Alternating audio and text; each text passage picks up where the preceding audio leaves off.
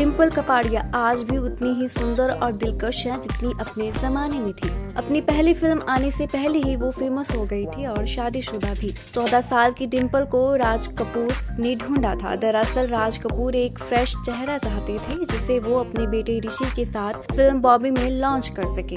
डिम्पल के क्यूट चेहरे और बोल्ड अदाओं ने तहलका मचा दिया था। लोग डिम्पल को फिर पर्दे पर देखना चाहते थे, लेकिन फिल्म रिलीज होने से पहले ही डिम्पल ने अपने करियर खुद ही खत्म कर लिया था। दरअसल रिलीज से पहले ही डिम्पल ने अपने सपनों के शहजादे राजेश खन्ना से शादी कर ली थी और राजेश ने शादी से पहले ही ये शर्तें रख दी थी कि वह शादी के बाद फिल्मों में काम नहीं करेंगे। उस समय डिम्पल बॉलीवुड के सुपरस्टार हीरो राजेश के प्यार में इतनी पागल थी कि उन्होंने बिना सोचे समझे ये शर्तें मान भी ली और महज 15-16 साल की डिम्पल ने अपने से दोगुनी उम्र के राजेश से शादी कर ली।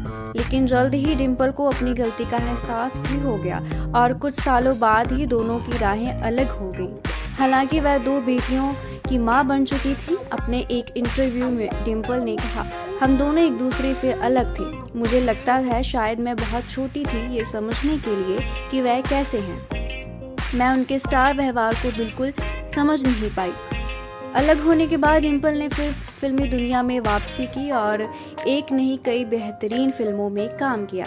वैसे आपको बता दें कि डिम्पल खुद अमीर गुजराती परिवार से ताल्लुक रखती थी। उनके पिता चुन्नी भाई कपाड़िया रईस शख्स थे और जो अपने आलीशान बंगले समुद्र महल में अक्सर फिल्मों सितारों को पार्टियां देते रहते थे और एक ऐसी ही पार्टी में राज कपूर ने डिम्पल कपाड़िया को देखा था और बॉबी के लिए साइन कर लिया था। हालांकि राजेश खन्ना से अलग होने के बाद डिम्पल के अफेयर्स के चर्चे भी रहे। सनी और डिम्पल का नाम जुड़ा। कहा तो यहाँ तक जाता रहा कि डिम्पल की बेटियां सनी को छोटे पापा कहने लगी थी। साल 2017 में सनी और डिम्पल को लंदन में एक बस स्टॉप पर हाथ में हाथ डाले देखा गया था। हालांकि आपसी रिश्ते की बात को दोनों ने कभी स्वीकारा नहीं। वहीं कहा जाता है कि डिम्पल और सनी के बीच रवीना टंडन आ गई थी। रिपोर्ट्स के मुताबिक सनी और रवीना फिल्म जिद्दी की शूटिंग के दौरान करीब आ गए। डिम्पल कपाड़िया को जब ये पता चला तो वह काफी गुस्सा हो गई थी। एक नामी वेबसाइट के अनुसार डिम्पल रवीना और सनी देओल की फिल्म के सेट पर पहुंच गई थी।